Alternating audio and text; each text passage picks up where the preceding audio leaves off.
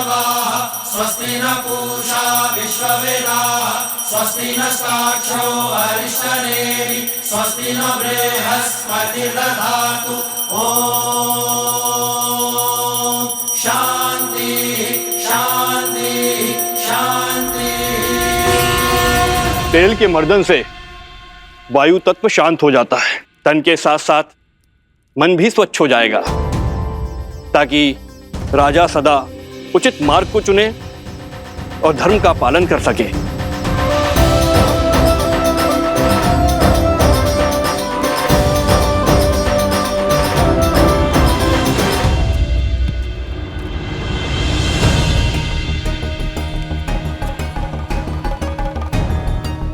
ये क्या हनुमान, आपका पग स्थिर क्यों नहीं? भैया, आप मुझसे पूछ रहे हैं? कारण तो आप ही हैं। मैंने क्या किया? भैया, आप तो भूल ही गए, जब मैं लक्ष्मण भैया के लिए संजीवनी बूटी का पर्वत उठाकर ले जा रहा था, आप ही का तो बाण लगा था मुझे। बस ऊपर आकाश से धरती पर धन से गिरा। भरत भैया, बड़ी विकट मोच आई थी मुझे इस पैर पे। परंतु उसके पश्चात तो आपने अपने बल और बुद्धि की पराकाष्ठा पार कर दी थी। पूरा का पूरा युद्ध लड़ा है आपने। उद्देश्य की पुकार में पीड़ा की चिंता कहाँ स्मरण रहती है लक्ष्मण भैया। आपके पग को भी तेल मर्दन करवाना पड़ेगा हनुमान।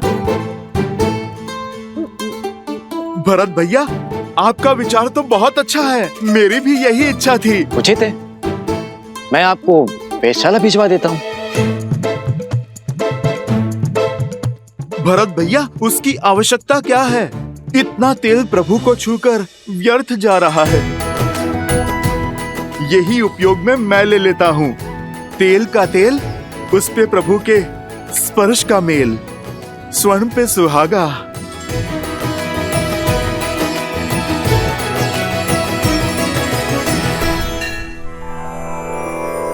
श्री गुरु चरण सरोज रज निज मनु मुकुरु सुधारी। बरनउँ रघुबर बिमल जसु जो दायकु फल चारि। यही तेल प्रभु श्री राम को स्पर्श करके आया है, मेरे तन और मन को स्थिरता दे सकता है। समझ रहे हैं भरत भैया? सब समझ में आ रहा है लक्ष्मण। इनके पग की पीड़ा, इनके तन की अस्थिरता, सब बहाने हैं हनुमान के। सत्य तो ये है कि भैया के तन को स्पर्श करके आया हुआ तेल भी हनुमान के लिए प्रसाद है, पावन है। सच में हनुमान की भक्ति अनुपम है। पर ये तो कम है, अभी तो और अभिषेक होंगे। भैया को माटी भी लगाई जाएगी। क्या हनुमान वो भी अपने तन में मल लेंगे? कहीं यह विचित्र दृश्य ना प्रस्तुत हो जाए। उचित कह रहे हो शत्रुघ्न। भ्राताओ, बहुत बड़ी भूल हो गई हमसे। सीता भाभी माँ के साथ ही रखना चाहिए था हनुमान को। अब और न जाने क्या क्या खेल दिखाएंगे ये। भरत भैया, जो पहले ना हो सका वो अब भी तो हो सकता है। अर्थात? हनुमान जी, एक कार्य तो शेष रह गया। हमें शीघ्र भाभी माँ को यहाँ बुलाना होगा। वो क्या है कि भैया के शीश पर जब अयोध्या का राजमुकुट सजेगा तो उन पर प्रथम पुष्प वृष्टि करने का अधिकार तो भाभी माँ को ही है ना। तो समस्या क्या है लक्ष्मण भैया? प्रभु के कार्य में कोई भी विघ्न नहीं आएगा। राम लखन सीता सहित हृदय बसहु सुरभूमि।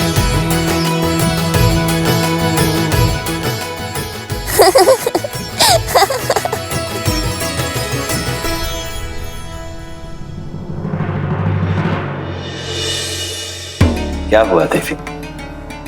इस शुभ अवसर पर महर्षि पराशर के गंभीर मुखमुद्रा का कारण सोच रही हूँ। कदाचित उन्होंने नक्षत्रों और नियति की चाल को पढ़ लिया है। स्त्री के सम्मान का प्रश्न है महादेव। मुझे सीता को दिव्य सिंदूर रूपी अस्त्र जाकर देना ही होगा। माता, दिव्यता का सिंदूर से क्या संबंध? सिंदूर न केवल माथे पे लगा लाल रंग है और न ही किसी स्त्री के विवाहिता होने का प्रतीक। स्त्री अपने मांग में सिंदूर के साथ विवाहित जीवन के सुख, समृद्धि और स्वास्थ्य के रंगों को भी भरती है। सिंदूर एक ऐसी ढाल है जो सभी प्रकार की नकारात्मक ऊर्जाओं से पति और पत्नी के संबंधों की रक्षा करता है, भीतर और बाहर के सभी द्वंद्वों का अंत करता है। जिस प्रकार श्री राम को युद्ध के समय भिन्न भिन्न प्रकार के शस्त्रों और अस्त्रों से सुसज्जित किया गया था, अब समय आ गया है देवी सीता को भी वैसे ही सज्ज करने का, क्योंकि शीघ्र ही एक और असुरी शक्ति चुनौती देने वाली है। और इस बार युद्ध केवल श्री राम को ही नहीं, देवी सीता को भी लड़ना होगा। आप जाइए देवी, समय अत्यंत कम है। प्रणाम ऋषिवर। सुखी रहो।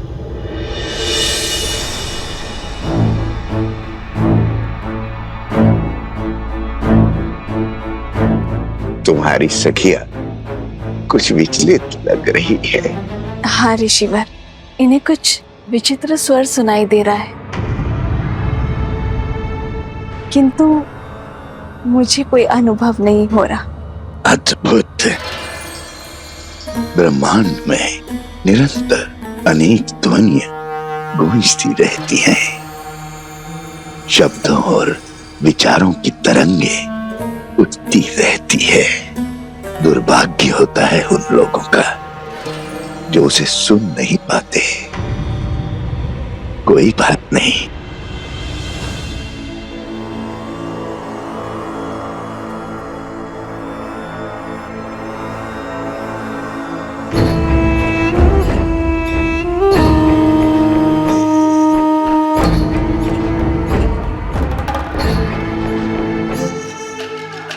मेरे हाथों से प्रसाद खा लो, सब सुनाई देगा।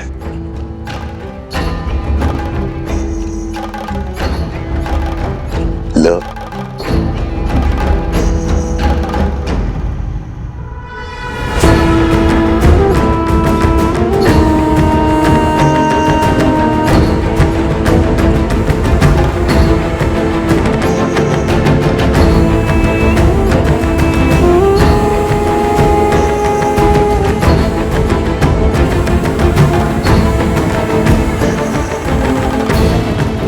प्रसाद लेकर उसे ग्रहण न करना उसका अपमान होता है देवी।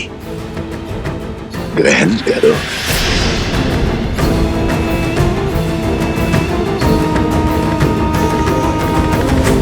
क्या हुआ, कोई संदेह?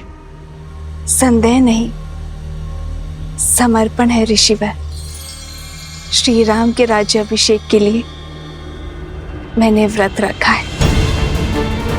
आज राज्याभिषेक के बाद ही मैं छठी पूजन का व्रत खोलूंगी। क्षमा कीजिएगा ऋषिवर, किंतु मैं ये प्रसाद अभी ग्रहण नहीं कर पाऊंगी। प्रणाम। कल्याण हो।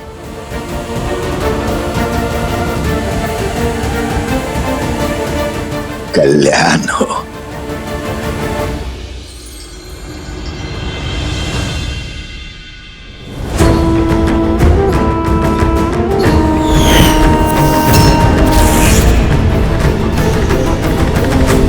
तेल अभिषेक संपन्न हुआ, अब मृदा अभिषेक आरंभ हो।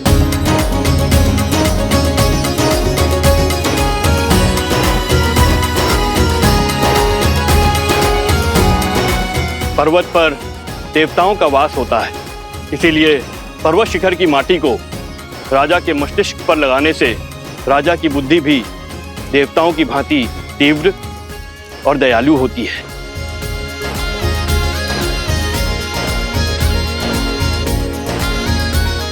राजमहल के आंगन की माटी में शौर्य की गाथाएं, वीरों का रक्त घुला होता है और इस माटी को हृदय से लगाने से भावी राजा का मन दृढ़ होता है। जिसके मस्तिष्क में दृढ़ता हो और हृदय में दया हो, वही राजा प्रजा की सेवा कर सकता है, उसे संतान की भांति पाल सकता है। जय श्री राम, जय श्री राम, जय श्री राम, जय। अच्छा हुआ लक्ष्मण, हनुमान को सीता भाभी माँ को लेने भेज दिया, अन्यथा हनुमान तो यहाँ माटी स्नान कर रहे होते अभी।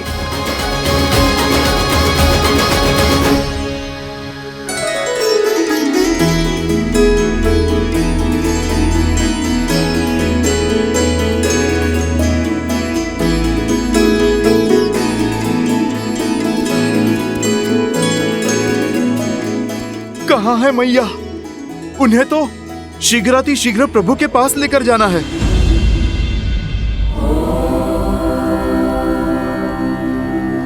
जगत पूजे, जगत वंदे, सर्वशक्ति स्वरूपिणी पार्वती देवी नमः।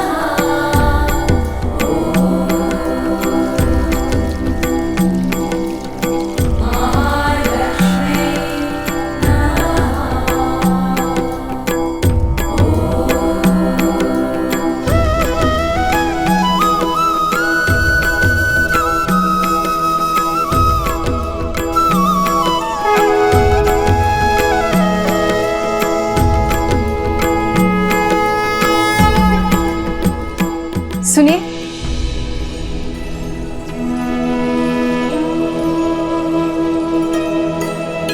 जी ये आपके लिए है देवी।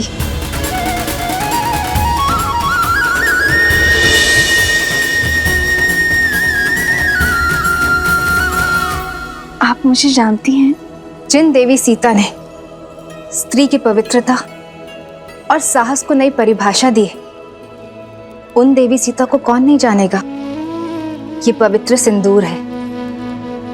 श्री राम के राज्य अभिषेक होने के साथ अयोध्या का सोया हुआ सौभाग्य भी जागने वाला है। श्री राम के कंधों पर बड़ा भार आने को है, किंतु पत्नी के समर्थन के बिना पति के कर्म और धर्म की यात्रा अधूरी है। ये सिंदूर आपको सबल करेगा, अपने पति का संबल बनने के लिए भी और आने वाले कष्टों का सामना करने के लिए भी। धन्यवाद। पर आप? गौरी माँ से आशीष मांगा था ना, तो समझो ये उन्होंने भेजा है।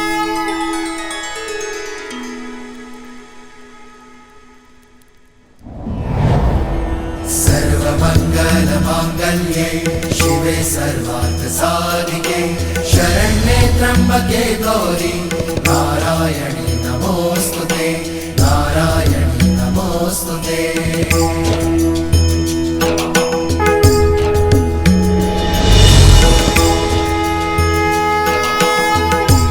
ये क्या माता, दान देने के दिन में आप दान ले रही हैं? ये दान नहीं, प्रसाद है हनुमान। अच्छा माता, पर प्रसाद तो खाया जाता है ना, आपने मस्तक पर क्यों लगाया? क्योंकि इसका यही कार्य है। जब पत्नी अपने पति का नाम लेकर आगे चक्र पर कुमकुम से तिलक लगाती है, तो उसका मन उसके साथी के साथ जुड़ जाता है। वैसे ही जब मांग में पूरी आस्था और विश्वास के साथ ये सिंदूर लगाया जाता है, तो एक स्त्री का जीवन उसके पति के साथ बन जाता है। माता, ये तो बड़ा कठिन विवरण है। समझो इसे अपने मस्तक पर धारण करने से श्री राम की आयु बढ़ती है, मन में उनके लिए प्रेम बढ़ता है और समाज में उनकी प्रतिष्ठा, क्योंकि मेरे मन में केवल श्री राम है।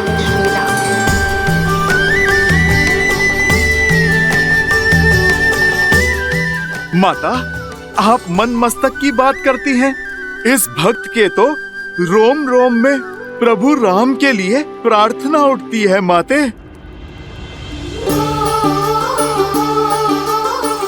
किंतु यदि मैंने अपने पूरे शरीर पर ये सिंदूर का लेप लगाया तो ये समाज मेरे पति का उपहास उड़ाएगा, मेरे प्रेम पर हंसेगा।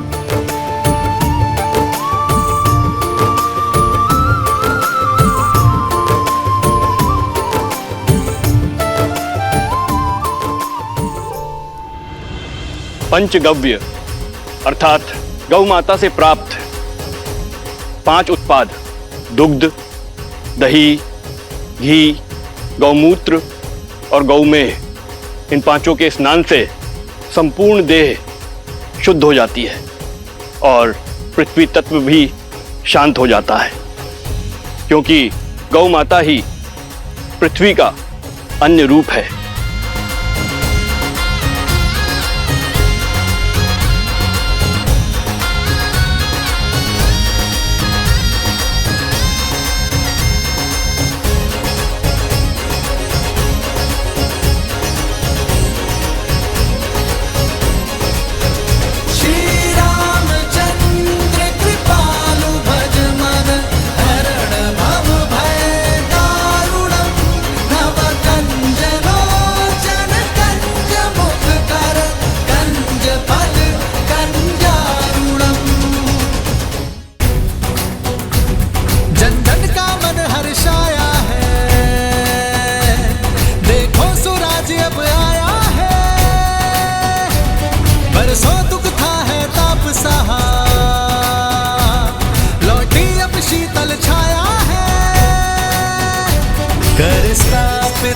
मर्यादा संसार के पाप को हर कुंठा करने तारम हरियाए हैं बन के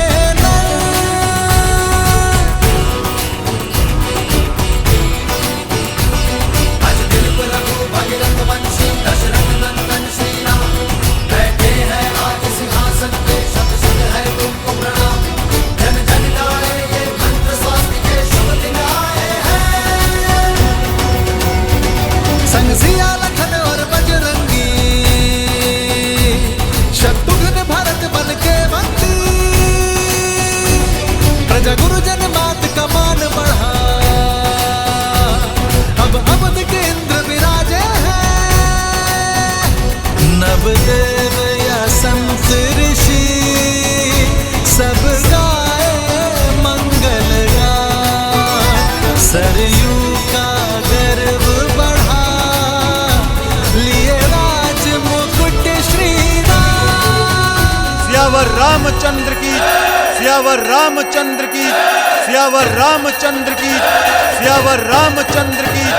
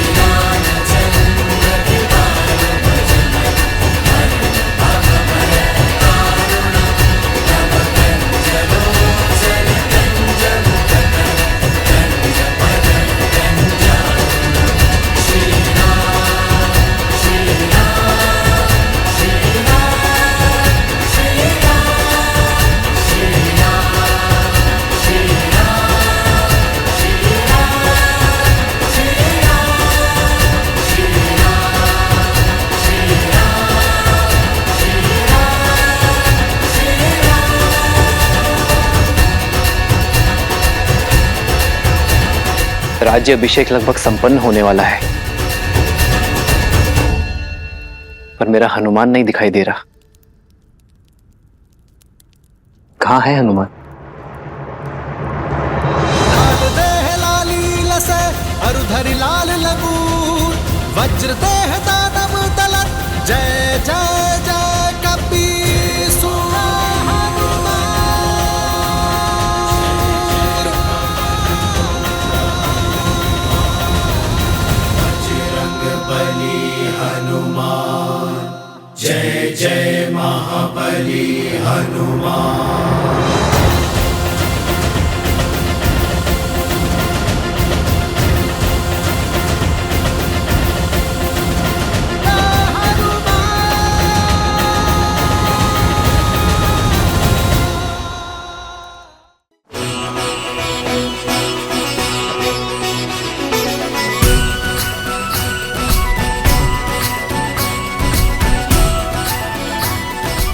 सियावर रामचंद्र की, सियावर रामचंद्र की, सियावर रामचंद्र की, सियावर रामचंद्र की।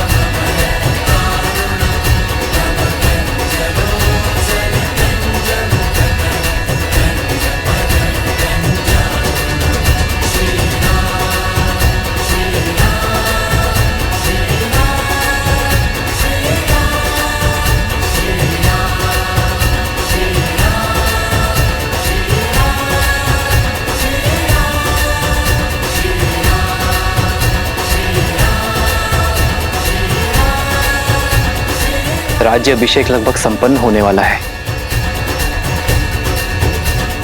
पर मेरा हनुमान नहीं दिखाई दे रहा। कहाँ है हनुमान?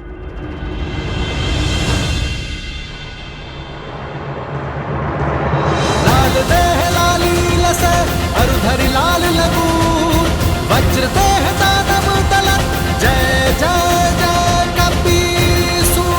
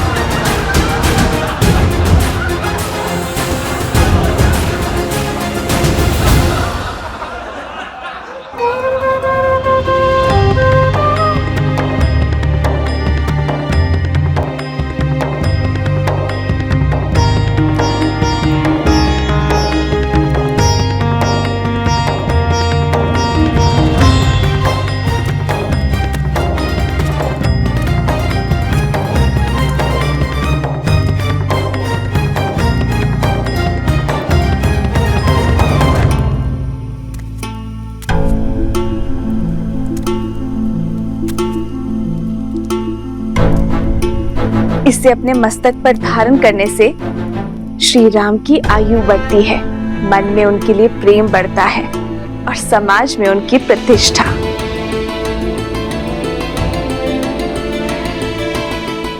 माता, आप चिंता ना कीजिए। ना मुझे किसी के ठाठ से अंतर पड़ता है और ना ही उपहास से। मेरे लिए मेरे प्रभु का जीवन, उनका सम्मान, उनका मुझसे प्रेम महत्व रखता है। माता, आपने तो मुझे अनोखा मार्ग दिखा दिया। आपके मस्तक पे एक चुटकी सिंदूर लगाने से मेरे प्रभु का सम्मान इतना बढ़ गया। तो माता, आप सोचिए, मेरे प्रभु का सम्मान और प्रभु का मुझसे प्रेम अब कितना बढ़ेगा, क्योंकि माता मैंने तो अपने रोम रोम को सिंदूर के रंग से रंग लिया है। मैंने तो अपनी पूंछ का भी एक छोटा सा भाग भी नहीं छोड़ा। तो माता आप बताइए ना, इस लाल देह से मेरे प्रभु का जीवन और कितना बढ़ेगा।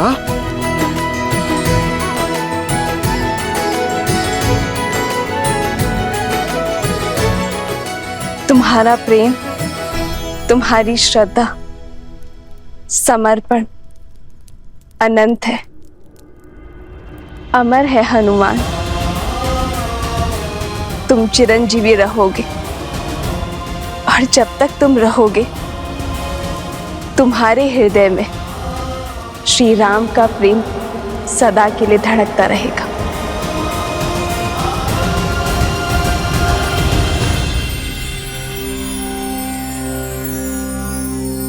श्री गुरु चरण सरोज रज, निज मनु मुकुरु सुधारी, बरनउँ रघुबर बिमल जसु, जो दायकु फल चारी।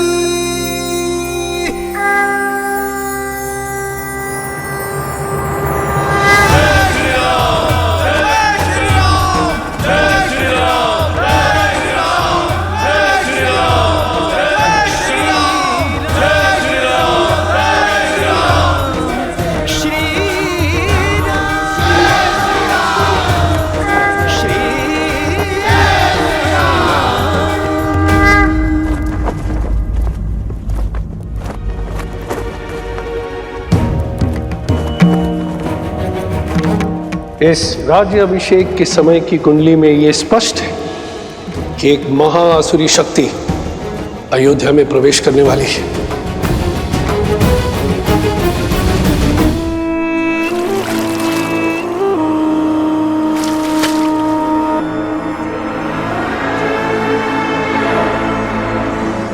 राम, न तुम जीते हो और ना ही ये युद्ध समाप्त हुआ है।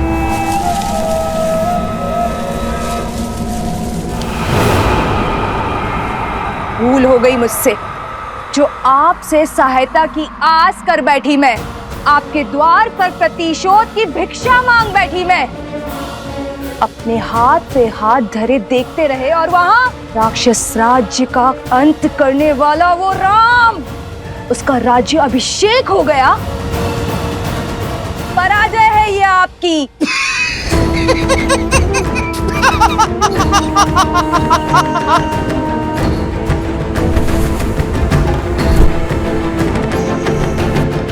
मैं जितना अधिक पराजित होता हूं, मेरा विजय पर उतना ही विश्वास दृढ़ होता जाता है। जानती हो असुर सदा पराजित क्यों होते रहते हैं? क्योंकि उन्हें अपनी शक्ति का तो बोध है, किंतु शत्रु की दुर्बलता का बोध नहीं है। राम का राज्याभिषेक उसकी दुर्बलता होगी।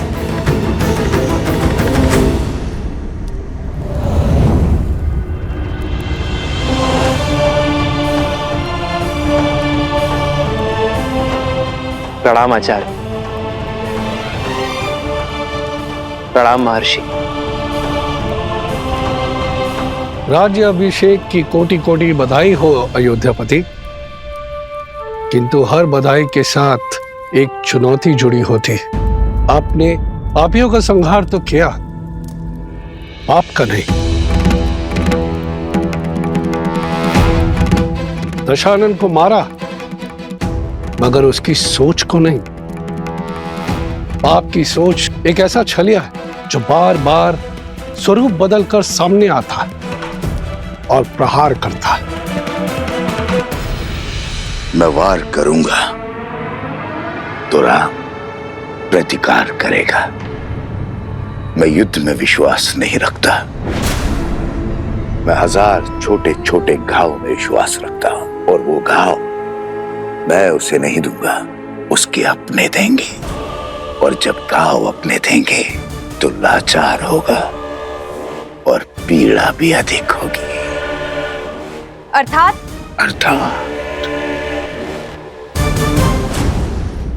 जब शत्रु वार करता है तो व्यक्ति दिल मिलाकर उसका प्रतिकार करता है, किंतु जब संतान वार करती है तो व्यक्ति घुट-घुट कर मरता है। अयोध्या की प्रजा को संतान मानता है ना राम। अब यही प्रजा उस पर वार करेगी। जिसने रावण से लंका का युद्ध जीत लिया वो अयोध्या की प्रजा से युद्ध नहीं कर पाएगा। अब उस पर उसकी प्रजा से प्रहार करवाऊंगा। अयोध्या के भीतर एक युद्ध होगा जिसे अयोध्या हार जाएगी। अयोध्या की प्रजा के मन में इतना विष घोल दूंगा जिसे राम तो क्या महादेव भी नहीं काट पाएंगे। रावण महान शिव भक्त था, ज्ञान का सागर था, किंतु वो राक्षस सुमाली की राक्षसी वृत्तियों से जन्मा था। राक्षस सुमाली के अन्य पुत्र भी है श्री राम, जिनमें न रावण सा तप है और न ही ज्ञान है, तो केवल कुटिलता। क्षमा करें महर्षि, अयोध्या के उत्तर की ओर भरत भैया है, पूर्व की ओर लक्ष्मण भैया और पश्चिम की ओर मैं, और दक्षिण की ओर हनुमान जी हैं। हम 4 बलशाली अयोध्या के द्वारपाल हैं। हमारे होते अयोध्या को किसका भय? पांव पर पादुका पहनने से, बाहर के कष्ट से बचा तो जा सकता है कुमार शत्रुघ्न, किंतु फोड़ा यदि देह के भीतर से निकले तो क्या करोगे? जब अग्नि घर के भीतर ही लगी हो तो द्वार बंद करने से कोई लाभ नहीं होगा।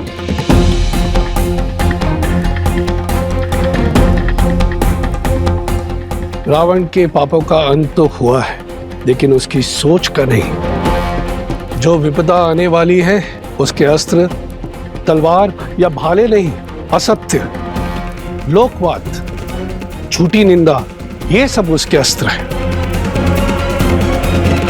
शब्द उसका ब्रह्मास्त्र है। संसार का नियम है, अगर कोई भी असत्य बार बार कहा जाए, किसी की झूठी निंदा बार बार हो, तो वो सत्य लगने लगता है। और ये मनुष्य के स्वभाव की प्रवृत्ति है कि सत्य सामने होते हुए भी वो असत्य की ओर आकर्षित हो जाता है। हर मनुष्य के भीतर छिपी बैठी है असंतोष की अग्नि इस अस्त्र को विस्फोटक बना देती। जब तक उन्हें मेरी योजना का आभास होगा तब तक मैं उनका स्वर्ग रूपी संसार भस्म कर चुका हूंगा। मुझे आपकी रणनीति पर बिल्कुल भी विश्वास नहीं है।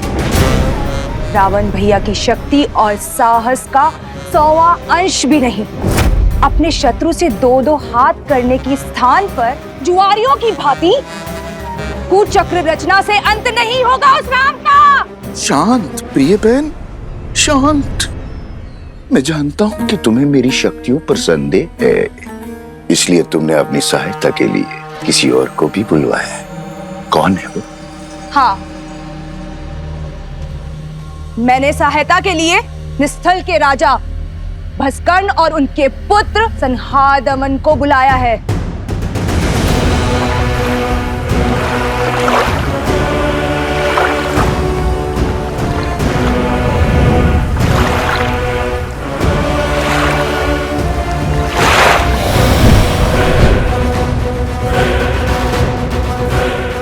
ये महाअसुर भस्कर्ण के सैनिक हैं। आप मेरे साथ? तुम्हारे महाराज को वरदान है कि जब तक वो जल में, वायु में या पृथ्वी पर खड़े होंगे उनका वध करना असंभव है। हाँ।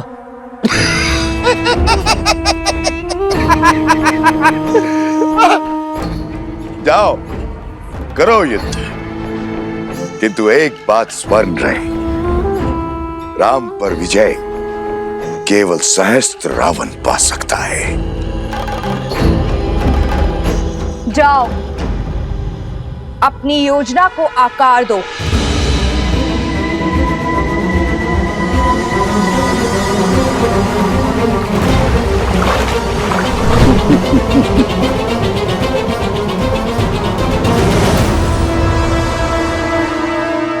शूर्पणखा, सच है क्या और ब्रह्म क्या है, यह प्रश्न सदा से अमर खड़ा है। सहस्त्र मुखों की सहस्त्र बातें, इनसे भला कौन लड़ा है। आप यही गाते रहो और मैं अपना कर्तव्य निभाती हूं।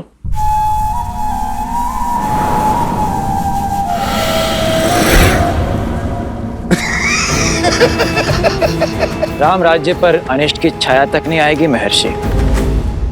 ऐसी परिस्थिति आएगी ही नहीं कि कभी असंतोष अपने पैर पसारे। असंतोष ईर्ष्या से जन्म लेता है राजकुमार, परिस्थिति से नहीं। संदेह नहीं है कि श्री राम राज्य को संतुष्ट रखने का प्रयास करेंगे, किंतु राष्ट्र के कोने कोने में सबको सुख और लाभ पहुंचाने में समय लगेगा, और झूठी निंदा, असत्य और संदेह के बीच फैलाने में नहीं। संदेह मन के किसी कोने में छिपकर घास के तिनकों की भांति तनिक सी निंदा से पोषित होकर बढ़ता रहता है और हमारी अनुमति के बिना हमारी मति भ्रष्ट करता रहता है, और यही सहस्त्र रावण की शक्ति है।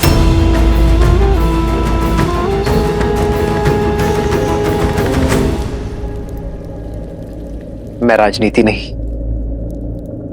भविष्य जानना चाहता हूं महर्षि।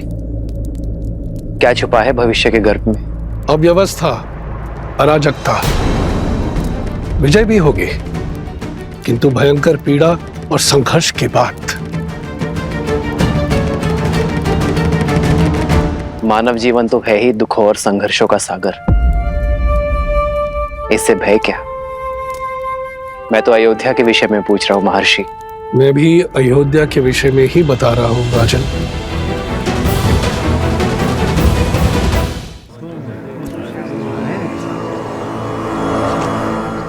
भैया सुना है, श्री राम ने सागर पर सेतु बनाया था, असंभव को संभव कर दिखाया था।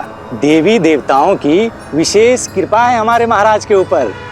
सुना तो यह भी है कि रावण कोई साधारण योद्धा नहीं था। कहते हैं युद्ध बहुत ही भयावह था और बहुत दिन तक चला।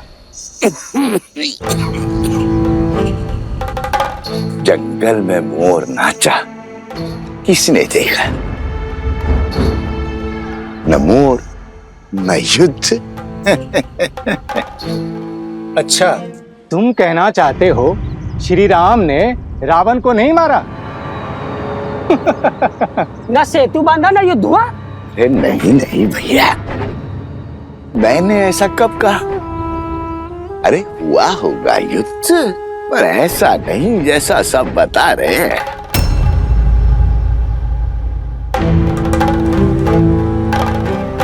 सागर तो पर्वत निगल लेते हैं, और उस पर यदि रावण इतना बलशाली था, 10 लोगों का स्वामी था, तो क्या वो सागर पर पुल बांधने देता? कदापि नहीं। तो क्या हमारे राघव असत्य कह रहे हैं? राम राम राम, ऐसा मैंने कब कहा भैया?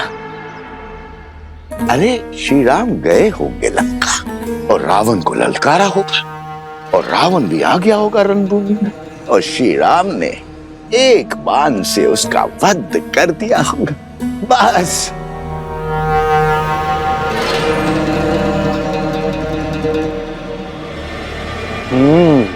हो सकता है ये सब कथा वानरों ने बनाई हो। ऐसे ही बात का पतंगड़ बना दिया होगा। सत्य वचन भैया, सत्य वचन। ये कहानी अवश्य वानरों ने बड़ी बनाई है। श्री राम तो रघुकुल वंशज है, सोचा होगा श्री राम की यश की गंगा में हाथ धो लेते हैं।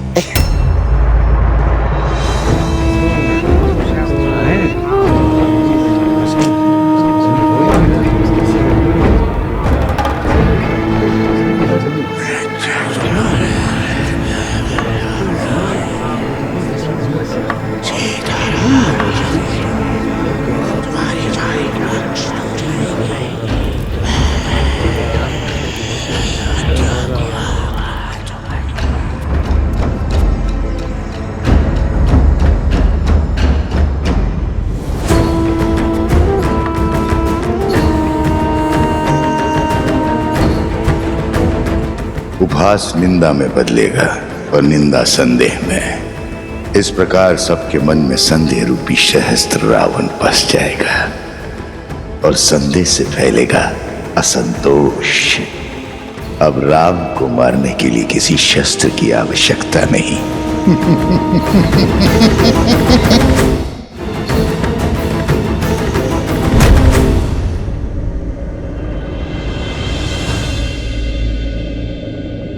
अरे क्या हुआ? तुम सब इतने विचलित क्यों हो? राज्य में विचित्र सी बातें फैल रही हैं कि हम युद्ध की अनुचित कथाएं बता रहे हैं, असत्य कह रहे हैं। आप ही बताइए, हम प्रभु श्री राम के शौर्य का झूठा वृत्तांत क्यों सुनाएंगे? क्या आपकी वीरता कोई गाथा है? अर्थात पाप ने अपने पग पसारना आरंभ कर दिया है। कौन है जो इस असत्य का डंका बजा रहा है? मुझे उसे खोजना ही होगा।